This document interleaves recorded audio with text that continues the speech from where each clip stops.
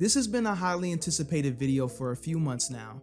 Ever since I made the video on Sharife Cooper's finishing ability, you guys have been patiently waiting for a part 2 player breakdown, and I'm happy to finally give you guys what you've been waiting for. Sharife has been a fan favorite in high school basketball since his sophomore year back in 2017. Fast forward a few years later, and Sharife's hard work has earned him a McDonald's All-American selection. For those who have been subscribed to me for a while, you know I've been filming at McEachern games this season. The purpose of this was to get a good idea of what kind of player Sharife is so I can give a real in-depth analysis for his senior season breakdown. I was able to see the good and bad of Sharife Cooper's game, and at the end of this video, hopefully you have an idea of what kind of impact Sharife will have at the next level.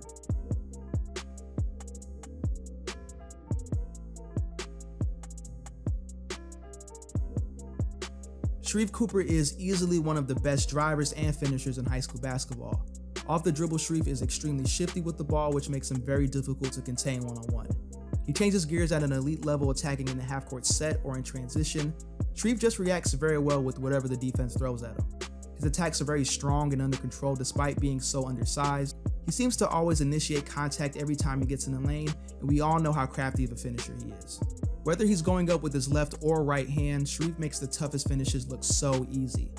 Even though he wasn't blessed with the freakish athleticism and size, Sharife's body control and touch around the rim is second to none.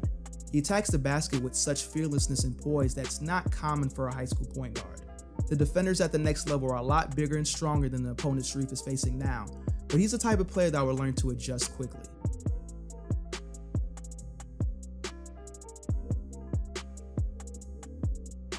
Sharife is a big-time scorer, obviously, but his basketball IQ as a point guard is just as impressive. He's always had high assist numbers throughout his time at McEachern and on the Nike UIBL circuit. He gets most of his assists attacking the basket and finding the open man slashing to the rim. Sharife is never rattled when orchestrating the offense. He's always operating at his own pace, regardless of how the defense plays him. If you watch Sharife play this year, you may think he's a little bit selfish, but the talent level of this year's McEachern squad just isn't the same as it's been in the last few years, which is why Sharife has adopted a bigger scoring role. But when Sharife's playing with high-level talent, you can really see how talented of a playmaker he is.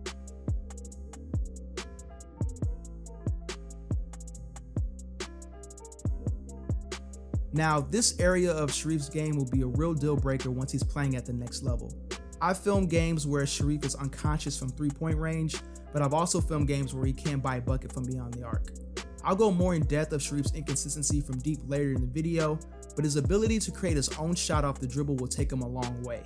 Today's game is all about the pick and roll, and I like how comfortable Sharife is shooting off ball screens. In ISO situations, Sharife's handle and footwork allows him to get good separation against defenders to knock down jump shots. He's capable of knocking down shots in catch and shoot situations as well, even though he may have trouble at the next level shooting over longer defenders. One thing I can say is that he doesn't lack confidence shooting the ball, which is an important trait to have for point guards developing their jump shot.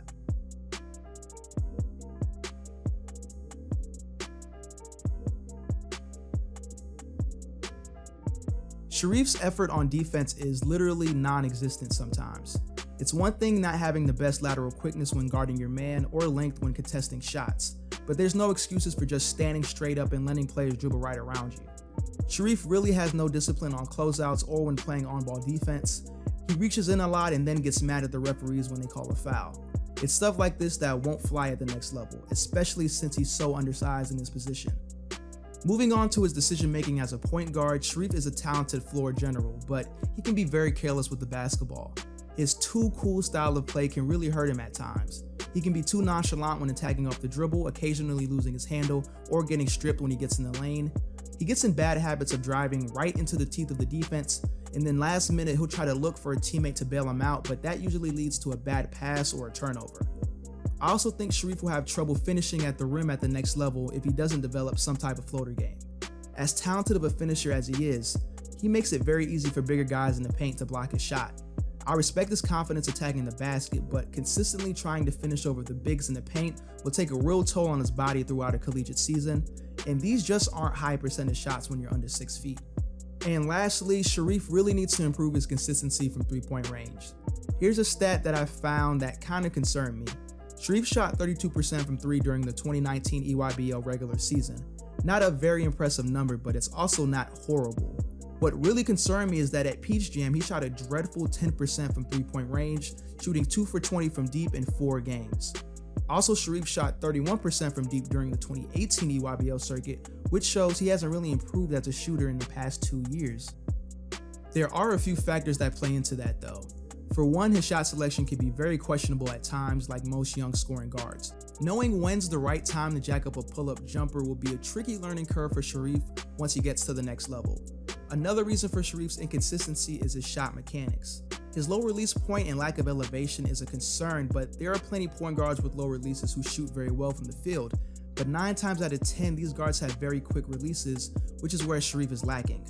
His slow release to go along with everything else makes it very easy for the defense to recover and contest the shot. He struggles with this in high school, so I can only imagine what would happen when he's being guarded by bigger and longer players in the SEC. What made former Auburn point guard Jared Harper so deadly was his ability to shoot consistently from the perimeter, whether there was a hand in his face or not. I would say this area of Sharife's game should be the main focal point of his development going forward. Well, here's my verdict. Sharife Cooper is a highly skilled point guard prospect with a lot of potential. It's rare you'll see someone 6 feet and under score the ball as well as Sharife does. Everything he does looks like a walk in the park. He's just blessed with composure well beyond his years. Of course, he still has a lot of improvement overall as a basketball player, but his high basketball IQ and work ethic leads me to believe he'll be okay long term. Biggest thing Sharife needs to focus on is his consistency shooting the ball. It's so important for small guards to be able to shoot well from the perimeter. Not just only for a good college career, but to even have a shot of playing in the league one day. Auburn's a great program with a great coach that will hopefully develop Sharife the right way. He's a natural scorer with great court vision. All he has to do is prove that he's reliable from 3-point range, and then we may see Sharife in the NBA one day.